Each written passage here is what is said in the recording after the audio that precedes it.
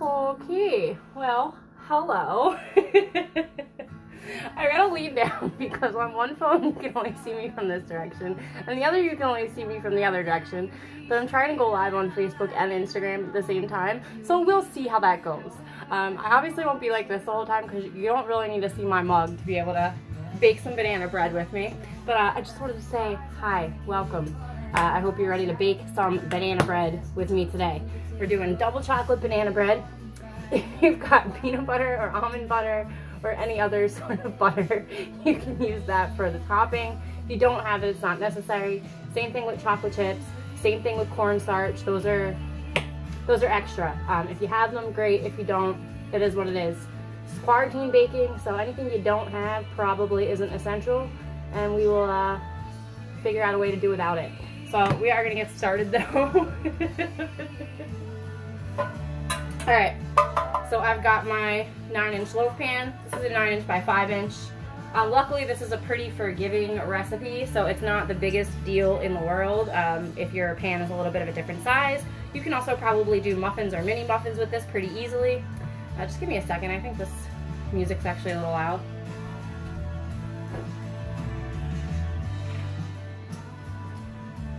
I like to have music on in the kitchen while I bake, so that's what we're doing. So I am going to give this just a little spray with my baking spray. If you've just got regular spray, or you can butter and flour, just make sure you grease your pan. Worst case, if you don't have a pan to grease, or rather, yeah, you can use mini muffins with liners, whatever. You can also use parchment paper and cut it and fit it. I find that a little tedious, so I tend not to do that. So basically, what we will need today, you need some brown bananas. These came straight from my freezer, and frozen bananas will work perfectly fine. I actually always stick them in the freezer when they get to this stage because they work really well for smoothies and banana ice cream and all sorts of things. And then when I want to bake with them, it's a simple trip into the microwave, which is where these are going. 30 seconds, gets them soft enough to use, and that's that. I will be putting this to the side. I do have my oven preheating to 350 degrees, pretty standard.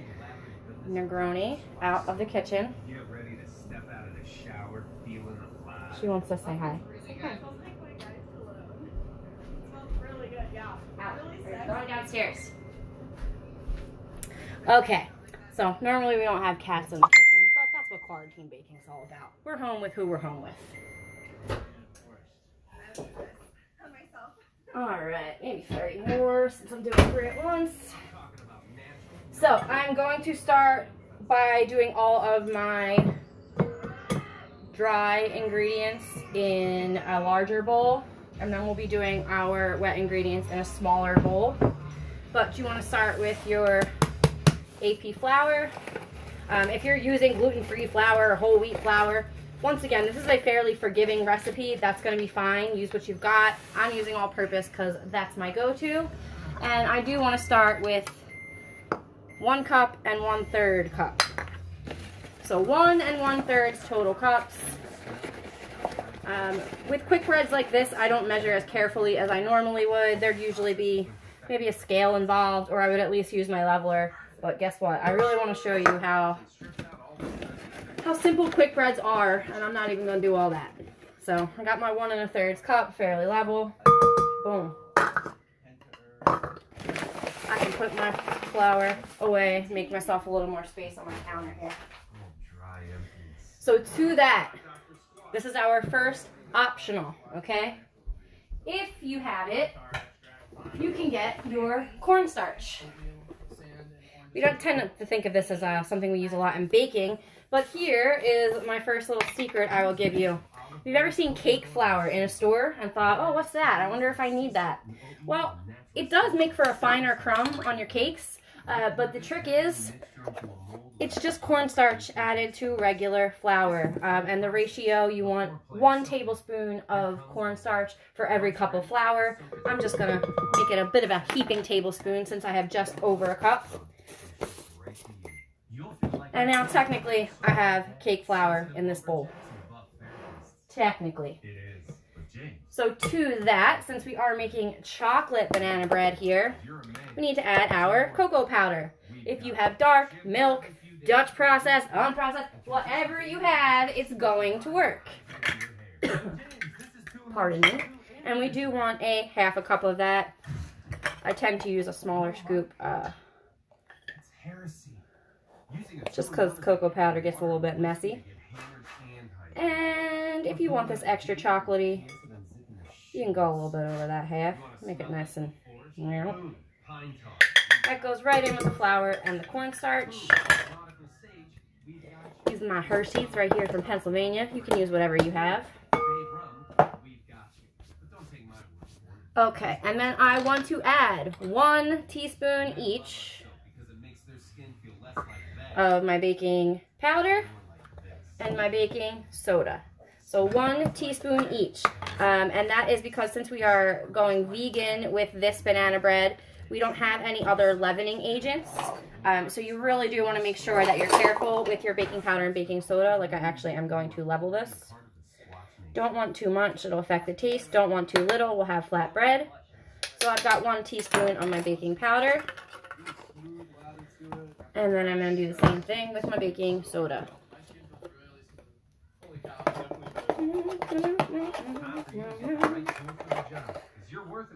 Wow, time to open this. I didn't realize how close to the end I am. Luckily, I always have a stockpile of baking essentials because of the wedding cake biz. Alright, so I've got my 1 teaspoon of baking soda as well. And once again, these can go away now and make a little more room. Go to drswatch.com to treat your skin to real net. Okay. Almost done with our dry ingredients. We do want 1 cup of, or wow, 1/2 cup of brown sugar. If you have light or dark, it really does not matter. If you have one that you like particularly because you like the taste, use that. Also, if you only have white sugar, that's okay. You're going to want to use just under 1/2 cup because it tends to be a finer grain than brown sugar. And you don't want it to be overly sweet. Our bananas are going to give us plenty of natural sweetness. So 1/2 cup of tightly packed brown sugar, or just a scant 1/2 cup of white sugar if that's what you have. Worst case, it's a little extra sweet, and you know to pull it back next time. I use my spoon just to pack my sugar.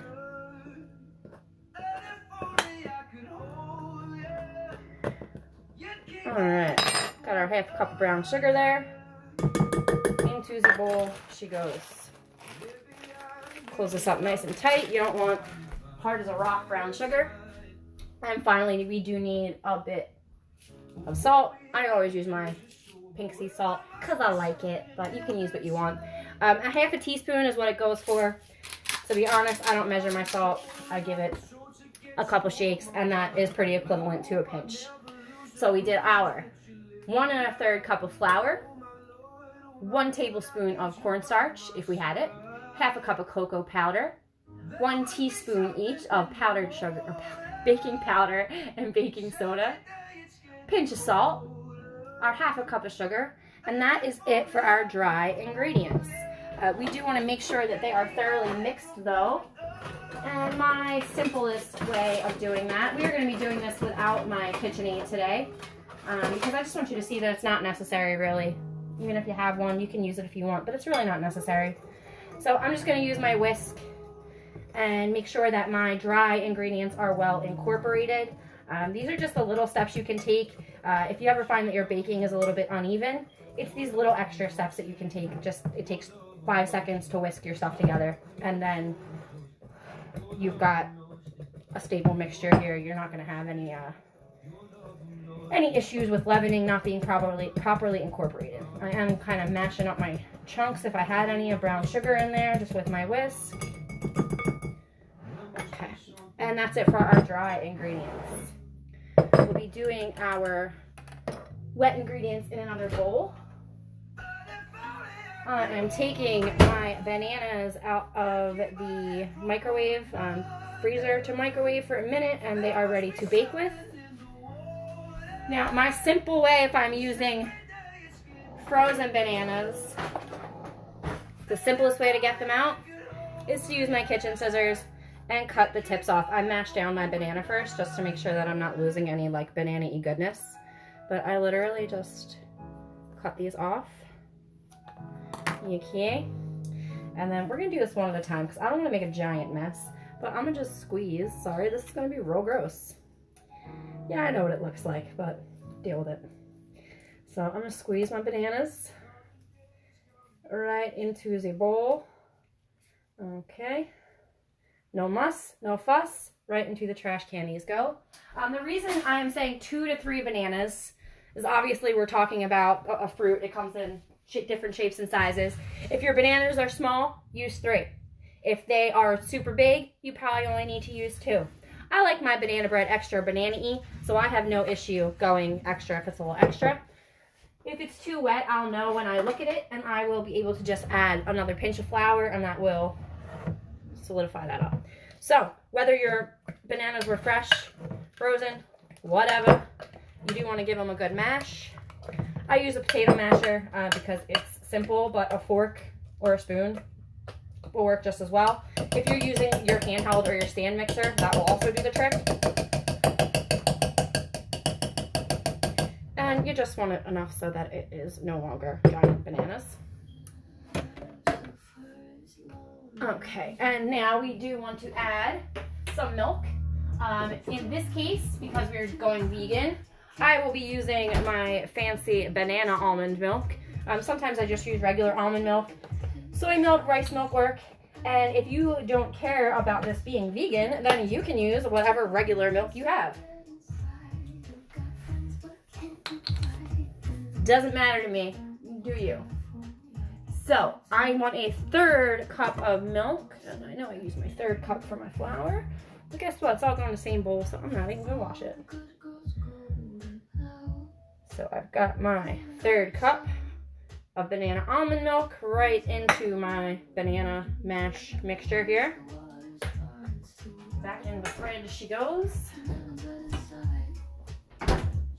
Then we want to add some extract for a little extra flavor. Here you do have a choice. The standard would be vanilla. You can go, I don't know how to make it focus. All right, well, that's vanilla extract, blah. Or we could do almond extract, which I also really like. I actually will be using almond extract. I prefer it to vanilla extract, and I use it 9 times out of 10 when I'm baking, unless I really need it vanilla. But either way, we do want 1 tablespoon of whatever extract you've decided you want to put in your banana bread. You could probably get creative. Some rum extract would be really good in a banana bread. That'll have to be for another day. Okay, and then I do want a little bit of apple cider vinegar. And of course, I used the last of this yesterday, so I gotta open this bad boy. Give me a second. I don't think you need to see me gnaw this plastic off with my teeth, but whatever. And we're gonna do a teaspoon of this as well.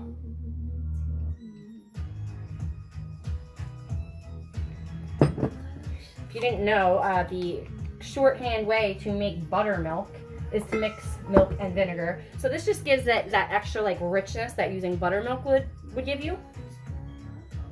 So once again, in this bowl, and I'm going to do what I did before and just give it a nice quick mix with my whisk just to make sure that it's properly incorporated. It's another quick step that'll make your baking more even.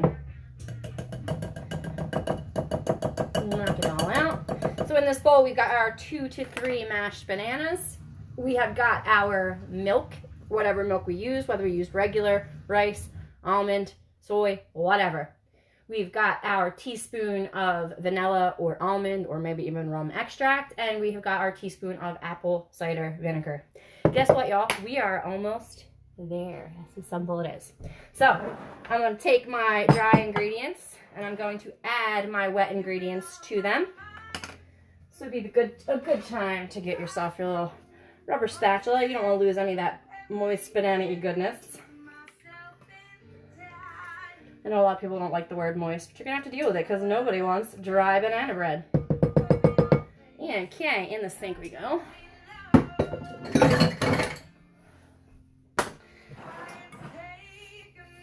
So here, if you wanted to, you could get fancy and bust out your stand mixer, your handheld mixer. I'm gonna go old fashioned just to show you that it's simple enough to just stir this all together.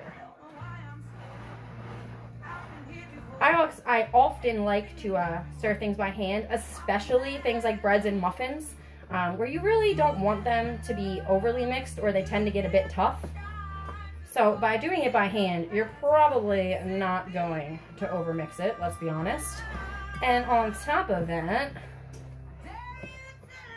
it helps you let out a little bit of steam and some energy. I don't know about you, but I've done nothing but like watch TV, film art videos, and eat for 16 days. And you should start to see your mixture coming together. This should be nice and chocolatey brown. It should not be overly difficult to mix, so if it is, just hit it with another splash. I'm talking about maybe a teaspoon at a time of milk. But this is looking good to me.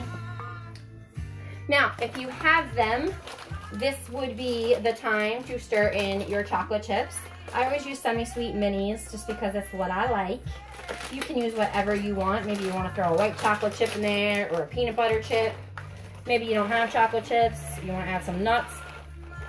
This is not precise, obviously. I didn't measure. I threw it in there. It's probably a cup.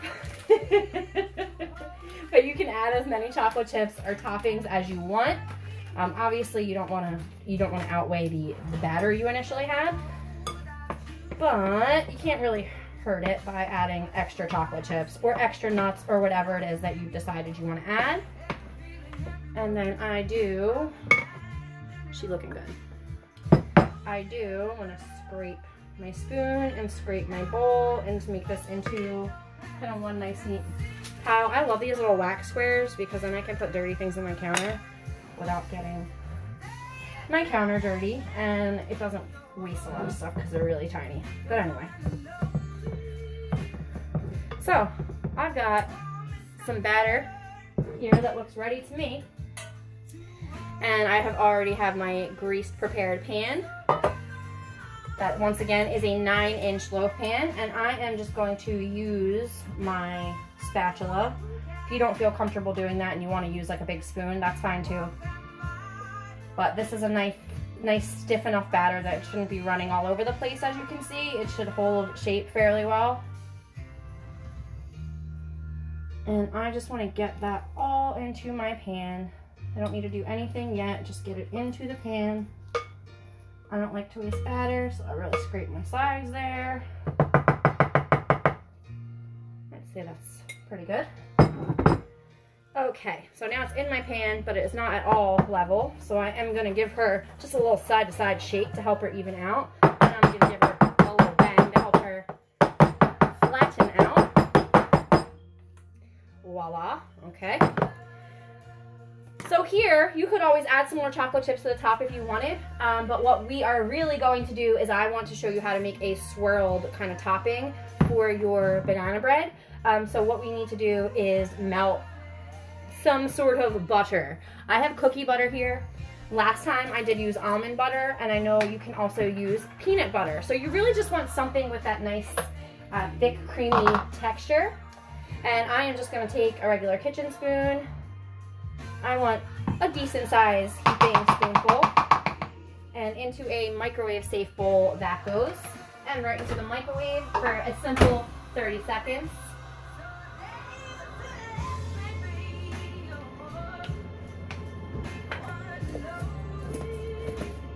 And while that's microwaving, I can just straighten up a little bit, start to put all my dirty dishes in my dirty bowl. Not my spoon, I'm going to use that to swirl.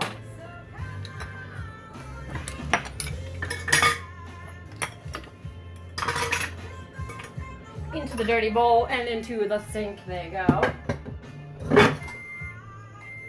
Okay. And as you can see, 30 seconds in the microwave is enough to turn this into a liquid. So, let's see, where can you see best? Well, it looks like back here. So I'm just gonna stir up. And I'm gonna drizzle it over the top of my banana bread. I don't really need to worry about making like patterns or making it even or anything, because we are gonna go over this and kind of swirl it into the top. I know I want to get every bit of cookie buttery goodness, cinnamon deliciousness that I can. We have official songs and full albums by your favorite artists. It's the new music streaming app. Great. Download YouTube Great. and get a trial of Music Premium on Okay. restrictions apply. Good song. Okay, here we go. Wow. Into the sink. Now, I could have used my spoon, but actually I don't like to use that because I think it's a little thick. So to swirl, I will be using my toothpick. And I just go up and down. Oop, I just broke my toothpick. It's okay. That's how we know we've got a nice thick batter. And then when I'm done going back and forth, I do go side to side. Just enough to kind of swirl it into the top layer. It's really not that big of a deal, so don't make too much out of it. Okay, I am going to add a few more chocolate chips on top, because you know what? That's what I feel like doing. First, I'm going to make sure she's even again, because I just have her completely sideways to show you that. Might not make the evenest bake, so I'm going to re-even her out. And then I'm just going to do a light sprinkle of chocolate chips over the top.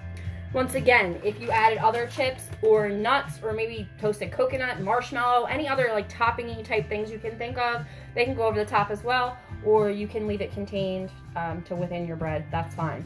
But this beauty is ready to go into my preheated 350-degree oven. And that's what I'm going to do. Now, bake time. I really find that this super depends on the bananas because it depends on how much moisture they had in them, how long it's going to take to bake. So I check this baby after 40 minutes. I've had some that are done in 40 minutes, and I've had some that I've had to go almost a full hour on. So I would set your kitchen timer for 40 minutes. If you're like me and you're super anxious, check it at 30, check it whenever. The way you will know this is done. Now, I would say you do the poke test with a skewer or a toothpick, and that will work.